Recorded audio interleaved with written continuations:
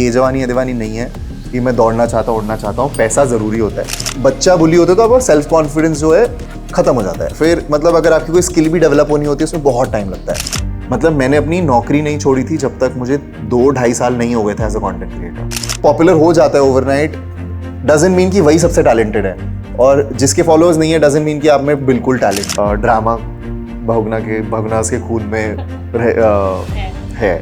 आप किसी की सोशल मीडिया प्रेजेंस देख के आपको कई बार लगता है आप उस इंसान को 100% जानते हो। या क्रिएटर्स है, इन्फ्लुएंसर्स है, वो सारे सेल्फ मेड लोग हैं, इनके पास बहुत ही लॉयल कम्युनिटीज है। एक टाइम पे आर्टिकल्स लिखता था कि कैन में किसने क्या पहना, और वहाँ से, और उस टाइम आप थोड़ी सोचते हो कि आप कभी कैन का रेड कार्पेट वॉक करोगे।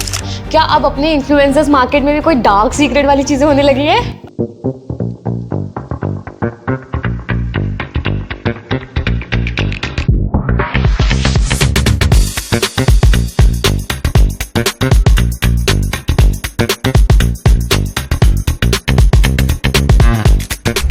Welcome to NT live. मेरा नाम भावना त्रिपाठी है। अंकुश बहुगुना इस वक्त मेरे साथ है। Ankush, first of all welcome to our channel.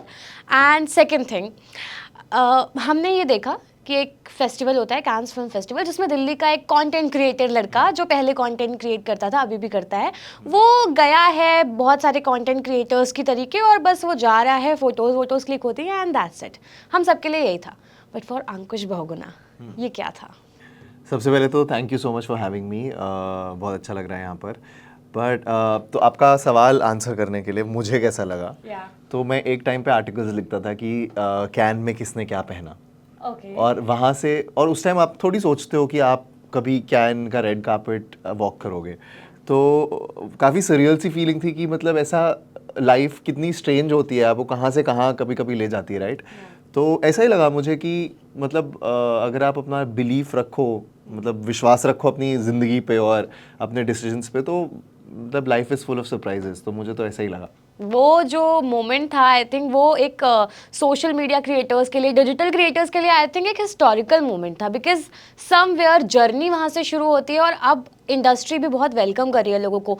क्या इंडस्ट्री के जो प्रोजेक्ट्स आप कर रहे हैं या करने वाले हैं, वहाँ पर कभी कोई ऐसा देखा है कि अरे यार तुम तो सोशल मीडिया क्रिएटर थे या डिजिटल क्रिएटर थे, तो तुम्हें इतना सीरियसली नहीं लेंगे? सो आई थिंक ये पहले होता था कुछ साल पहले तक, बट आई थिंक अब वो चीज़ बदल रही है, क्योंकि आई थिंक अब सब लोग जान रहे हैं ये बात कि जो सोशल मीडिया क्रिएटर्स हैं, इन्फ्लुएंसर्स हैं, वो सारे सेल्फ मेड लोग हैं, इनके पास बहुत ही लॉयल कम्युनिटीज़ हैं। जो हमारी कम्युनिटीज़ है वो इतनी लॉयल हैं कि मतलब सारे OTT प्लेटफॉर्म्स, बहुत सारे फिल्म मेकर्स, प्रोड्यूसर्स, एक्टर्स, ये सब वो चाह रहे हैं कि वो कंटेंट क्रिएटर्स के साथ कंटेंट बनाए अपना काम प्रमोट करने के लिए। इतने सारे ब्रांड्स हमारे साथ काम कर रहे हैं। तो आई थिंक अब सब लोग रियलाइज़ कर रहे हैं कि इन लोगों ने जो कम्युनिटी बनाई है उसकी वैल्यू बहुत है। तो आई थिंक वो परसेप्शन थोड़ा बहुत तो बदल रहा है, क्योंकि आई थिंक हमारी डेली ज़िंदगी में भी हम लोग खुद इंस्टाग्राम पे इतना यूज़ करते हैं। आई एम प्रीटी श्योर हर कोई ना कोई कंटेंट क्रिएटर या इन्फ्लुएंसर का काम देख के अपने दोस्तों के साथ शेयर तो ज़रूर करता होगा। तो आई थिंक अभी वो एक हमारी डेली लाइफ का पार्ट बन रहे हैं क्रिएटर्स, आई फील। अच्छा, जैसे इंडस्ट्री से जब हम लोग बात करते हैं तो कुछ लोग बोलते हैं industry is very good. I am talking about Bollywood industry, and some कोई लोग होते हैं जो उसके डार्क सीक्रेट्स बताते हैं। क्या अब अपने इन्फ्लुएंसर्स मार्केट में भी कोई डार्क सीक्रेट वाली चीज़ें होने लगी है? डार्क सीक्रेट्स ऐसे कुछ नहीं है। आई डोंट थिंक ऐसा कुछ मतलब मैंने ऐसा कुछ एक्सपीरियंस किया है। आई थिंक वही बात है कि मुझे ऐसा लगता है कि आप किसी की सोशल मीडिया प्रेजेंस देख के आपको कई बार लगता है आप उस इंसान को 100% जानते हो। मैं बस ये बोलना चाहूँगा कि सोशल मीडिया पे जो आप सब देख रहे हो वो पूरी पिक्चर, मैं ये नहीं बोल रहा हूँ गलत पिक्चर होती है। काफ़ी सारे लोग बहुत ऑनेस्ट भी हैं सोशल मीडिया पे, बहुत ऑथेंटिक हैं, जो दिल में आता है वो बोलते हैं, बट वो कंप्लीट पिक्चर नहीं होती कई बार। हाँ, इट्स लाइक, हाँ एग्जैक्टली, आपको पूरी पिक्चर नहीं पता। तो बस वही है, ऐसे कोई डार्क ट्रूथ्स तो मतलब वो तो लोगों के होते हैं, वो तो इंडिविजुअल पे डिपेंड करता है। अब डजंट मैटर आप किस इंडस्ट्री में हो। अग्री। अच्छा, अगर मैं आपके क्रिएशन की जर्नी की बात करूँ, थोड़ा सा फ्लैशबैक जाते हैं, पीछे जाते हैं। वो कैसे स्टार्ट हुई, क्या हुआ, कब पहली दफ़ा सोचा कि यार चलो फ़ोन उठाते हैं और बना डालते हैं वीडियो? तो यार ऐसे हुआ था कि मुझे बचपन से एक्टर बनना था। क्योंकि मेरी मम्मी रीजनल फिल्म्स में एक्टर हैं, तो मतलब आई थिंक मुझे वहाँ से मिलता ही है। ड्रामा भगुनास के खून में है। तो आई थिंक मुझे बचपन से एक्टर बनना था, बट ना कभी इतना कॉन्फिडेंस नहीं था किसी को बोलने का कि यार मुझे एक्टर बनना है। तो पूरी ज़िंदगी निकाल दी, पूरा बचपन निकाल दिया झूठ बोलते बोलते कि मुझे तो आर्किटेक्ट बनना है, मुझे तो ये बनना है, मुझे तो वो बनना है। फिर आर्किटेक्चर कॉलेज गया, 1 महीने में समझ आ गया कि हमसे तो ना हो पाएगा। तो फिर उसके बाद मैंने ग्रेजुएशन वगैरह करी। फिर मैं कंटेंट राइटिंग करने लगा, मैं आर्टिकल्स लिखने लगा वेबसाइट्स के लिए। वो For करते media करते platforms? हाँ, for media platforms, for men's XP, मैं मेंस एक्सपी के लिए लिखता था।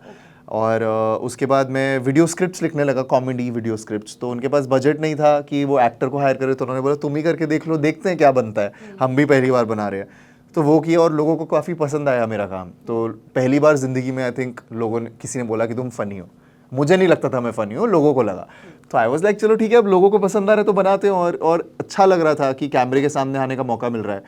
तो क्योंकि ऐसे मौके कितने लोगों को मिलते हैं कि आपको रैंडमली कोई आप पे बिलीव करके बोले कि अब आप जाओ, आप एक्टिंग करो। ये हुआ, फिर शॉर्ट फिल्म्स होने लगी। फिर उसी टाइम ऐसा बहुत होने लगा, कई लोग इंस्टाग्राम पे पॉपुलर होने लग गए। इससे पहले तो सोचा ही नहीं था ऐसा कुछ हो सकता है। इंस्टाग्राम पे तो हम अपनी सेल्फीज डालते थे, राइट।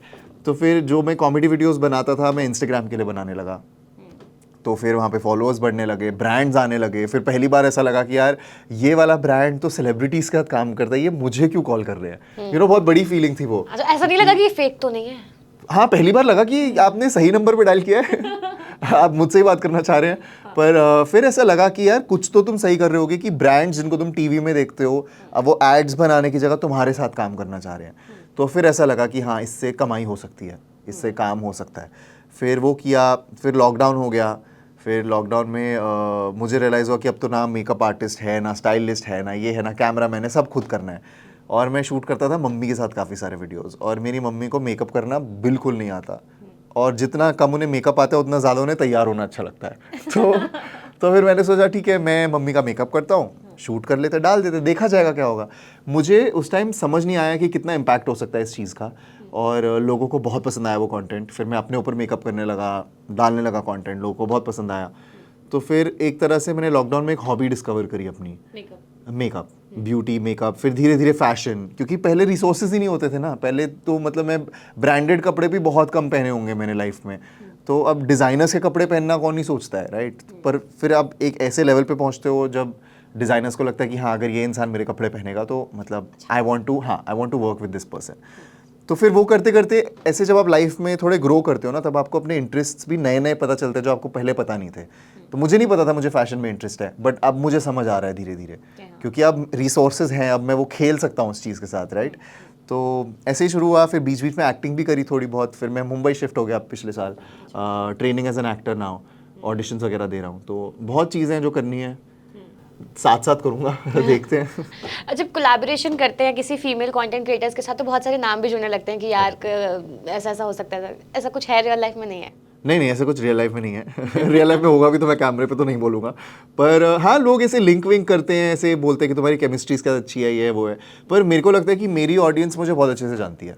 उनको पता है कि मतलब उनको पता है मेरे दोस्त कौन हैं, उनको पता है मेरे को किसके साथ शूट करना अच्छा लगता है। तो आई थिंक वो ऐसे कोई कन्फ्यूजन नहीं है, मजाक चलता रहता है, बट वो कोई सीरियसली इतना लेते नहीं। आगे अपकमिंग प्रोजेक्ट्स की अगर मैं बात करूँ तो क्या कुछ होने वाला है? अपकमिंग प्रोजेक्ट्स की, जिसकी मैं मतलब अपकमिंग प्रोजेक्ट्स तो देखो, मुझे नई नई चीज़ें ट्राई करनी है। अभी मैं कैन से वापस आया हूँ, तो अभी मुझे आई थिंक थोड़ा और फैशन एक्सप्लोर करना है। मैं ऑडिशन कर रहा हूँ फिल्म्स के लिए, और जब तक वो पूरा 100% नहीं होता, मतलब ऐसे मैं क्या ही बोलूँ अभी, बट मैं ऑडिशन कर रहा हूँ, मैं ट्रेनिंग ले रहा हूँ एज एन एक्टर। क्योंकि अब अगर मुझे कोई प्रोजेक्ट मिलता है, I want to do justice to it. मुझे सिर्फ वो करने के लिए नहीं करना। मतलब ये मेरा हमेशा से प्लान ए था, एक्टर बनना। ये इन्फ्लुएंसर बनना, कंटेंट क्रिएटर बनना तो बाद में आया है। तो मुझे ऐसा लग रहा है कि अभी I just want to spend time learning the craft, अपनी स्किल्स थोड़ी डेवलप करनी है। और बाकी कंटेंट क्रिएशन में बहुत सारे प्लान्स हैं मेरे। जैसे मेरा खुद का एक यूट्यूब शो है, विंग इट विद अंकुश, तो मुझे वो अभी एक्सपैंड करना है, उसको थोड़ा बड़ा बनाना है। तो बहुत सारे सपने हैं, मैं हर चीज़ पे साथ साथ काम करूँगा। देखते हैं, कुछ 2-3 चीज़ें तो चमकेंगी। बिल्कुल ज़रूर चमकेंगी। अंकुश, अगर मैं बात करूं कि जैसे कंटेंट क्रिएशन होती है, तो जब आप पहले जब आप पॉपुलर नहीं होते हो, तब क्या करते हो? आप बहुत रूट लेवल का कंटेंट बनाते हो, ऐसा जैसे अपन घर पे रहते हैं वैसे रहते हैं, नॉर्मल जेनरिक, फिर जब आप फेमस होने लगते हो आपको लगता है यार जिस लैंग्वेज में हम घर पे बात करते हैं उस लैंग्वेज में हम कंटेंट क्रिएट नहीं कर सकते क्योंकि लोग देखेंगे। ऐसा है क्या? तो आई एम जस्ट आस्किंग अच्छा, दिस okay, कि okay. क्या ऐसा होता है आप लोगों के साथ, बिकॉज यू आर फेमस ना। नहीं नहीं, ऐसा मैं आपको बताता हूँ, विद सेलिब्रिटीज शायद होता हो पता नहीं, बट विद कंटेंट क्रिएटर्स तो मुझे ऐसा लगता है कि उनकी जो कम्युनिटी जो बिल्ड करते हैं ना, अब अगर मैंने 5-6 साल पहले कंटेंट बनाना शुरू करा, जो लोग मुझे तब से जानते हैं वो उन्हें याद है मैं किस तरह का इंसान हूँ।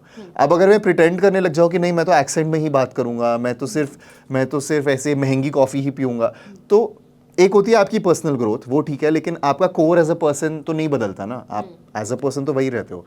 तो ऐसा कुछ है नहीं छुपाने को, क्योंकि हमने स्टार्ट ही स्क्रैच से करा है। तो ऑडियंस जानती है मेरा घर कैसा दिखता है, ऑडियंस जानती है मैं किस तरह के बैकग्राउंड से आता हूँ, मेरे मम्मी पापा कैसे दिखते हैं, तो कुछ प्रिटेंस रहा ही नहीं है ना। जब आप स्टार्ट ही वैसे करते हो ट्रांसपेरेंसी के साथ, तो फिर क्या प्रिटेंस। और मुझे ऐसा भी लगता है कि हाँ, अगर किसी को मन भी करे प्रिटेंड करने का तो ऑडियंस डिस्कनेक्ट कर जाएगी ना फिर। और ये होता भी अगर आपकी जैसे ग्रोथ हो जाए एज अ कंटेंट क्रिएटर। अब जैसे अगर आपने एक छोटे से घर से वीडियो शूट करने शुरू करे, फिर आप बहुत ऐसे पॉपुलर हो गए, आपने बहुत बड़ा घर खरीद लिया एक्सेट्रा, कई बार होता है ऑडियंस डिस्कनेक्ट कर जाती है कि हमने तुम्हें जिस तरह से फॉलो किया था अब तो तुम बहुत आगे बढ़ गए हो, अब तो तुमसे वो फील नहीं आती रिलेटेबिलिटी वाली, रॉनेस। पर बात वही है कि अब लोगों की ग्रोथ भी होती है, राइट। तो I think as long as आप जहाँ आप हो अभी लाइफ में, अगर आप उसके बारे में ऑनेस्ट हो और ऑथेंटिक हो, तो लोगों को पता चलेगा कि हाँ ठीक है, मतलब ये फेक नहीं कर रहा है, ये असली में अभी यहीं पर है। ऐसा हमने कई लोगों के साथ देखा है, यू आर राइट, कि कहाँ से कहाँ पहुंचे और ऑडियंस पर उनके लिए खुशी भी तो होती है ना, फिर अगर आप उनके लॉयल फॉलोअर्स हो तो उनके लिए खुशी भी होती है कि भाई इतनी ग्रोथ हो गई, पैसा कमा लिया, नया घर ले लिया, नई गाड़ी ले ली, आ गई। अच्छा, कैंस हो गया, फोर्ब्स हो गया, इसके अलावा अब लगता है कि यार लाइफ में कुछ बन गए हैं या फिर अभी वो मोमेंट आना बाकी है? होता ही है ना, आपको लाइफ में जितना मिलता है आपको उतना और चाहिए होता है, तो ये तो कभी वो भूख तो कभी रुकती नहीं है। एंड मतलब I think for someone like me, मैंने इतने कॉन्फिडेंस इशूज से डील करा है और मैंने इतना, there was a big phase in my life जब मुझे पता ही नहीं था मुझे ज़िंदगी में करना क्या है। तो अब उसके बाद अगर एक चीज़ वर्क करी है ना, तो मैं I want to hold on to it and I want to give it my best. And अगर पहले जब शुरू किया था, जैसे कई बार होता है मैं ऐसे क्रिप करता हूँ कि यार मेरे फॉलोअर क्यों नहीं बढ़ रहे, फिर लगता है कि यार एक टाइम था जब मुझे लगता था कि 10,000 फॉलोअर जिस दिन हो जाए ना मेरे, मैं खुश हो जाऊँगा ज़िंदगी में। बट आई फील लाइक वो हमको एक्टिवली काम करना पड़ेगा अपने ऊपर कि मतलब और मतलब आपके सपने बढ़ते रहेंगे, लेकिन आप जहाँ पे हो आपको sometimes you have to look back and see आप कितनी दूर तक आए हो and be grateful for that. So I try doing that. On some days मैं बहुत ग्रेटफुल फील करता हूँ, on a lot of days I am like यार और चाहिए यार, और कुछ करना है, और अब क्या, व्हाट नेक्स्ट। अभी आपने बोला कि एक फेज था जहाँ पर आपका कुछ कॉन्फिडेंस इश्यूज, क्या था वो, क्या कैसा था, और क्या कोई सपोर्ट में था, फैमिली कुछ कह रही थी, क्या था वो? ये देखो, द थिंग इज, जब आप, जैसे मैं इस बारे में बहुत बात कर चुका हूँ, मैं डिटेल में नहीं जाना चाहूँगा, बट जैसे स्कूल लाइफ में ना मेरे ज़्यादा दोस्त नहीं थे क्योंकि मैं बहुत बुली हुआ था स्कूल में। तो जब आप एज अ बच्चा बुली होते हो तो आपका सेल्फ कॉन्फिडेंस जो है ख़त्म हो जाता है। फिर मतलब अगर आपकी कोई स्किल भी डेवलप होनी होती है उसमें बहुत टाइम लगता है।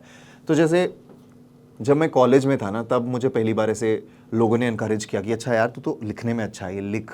वो इनकरेजमेंट ना हर बच्चे को चाहिए होती है एक तरह से, right. So I feel like वो मेरी लाइफ में बहुत लेट आई, तो उस वजह से। एंड प्लस आई थिंक जब आप उस एज में होते हो, जब आप सीधा स्कूल से निकले होते हो, सब कंफ्यूज होते हैं। It's not even about self confidence, it's like एक कोर्स तो ज्वाइन कर लिया बट ये करके करना क्या है लाइफ में, मतलब यू नो।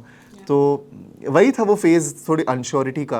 और उस टाइम ये प्रोफेशन भी नया था, मतलब ऐसा भी नहीं था कि कंटेंट क्रिएटर बन भी जाओ। तो मतलब मैंने अपनी नौकरी नहीं छोड़ी थी जब तक मुझे 2-2.5 साल नहीं हो गए थे एज अ कंटेंट क्रिएटर, क्योंकि मुझे I wanted to make sure कि मतलब मैं इतना पैसा तो कमा लूँ कि मतलब मैं अपना घर संभाल पाऊँ। फाइनेंशियल सपोर्ट चाहिए 100%। आई थिंक अगर कोई भी कंटेंट क्रिएटर बनना भी चाहता है, मैं उनको हमेशा ही बोलता हूँ कि ये जवानी अदवानी नहीं है कि मैं दौड़ना चाहता हूँ, उड़ना चाहता हूँ। पैसा ज़रूरी होता है, तो पहले फाइनेंशियल इंडिपेंडेंस सॉर्ट आउट करो। जब आपको लगे कि मैं हर महीने ब्रांड से इतना कमा लेता हूँ कि मेरा खर्चा निकल जाए, तो छोड़ दो नौकरी।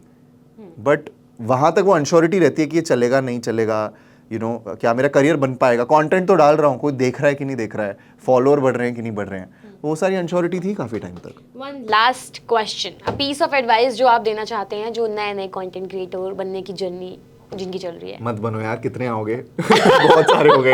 नहीं, on a serious note I think यही बोलूँगा कि इसका कोई फॉर्मूला नहीं है। ये जान के कदम रखो कि इसमें कोई फॉर्मूला नहीं है। हो सकता है आप बहुत अच्छा कंटेंट बनाते हो, पर हो सकता है बहुत साल लग जाए लोगों को आपको डिस्कवर करने में।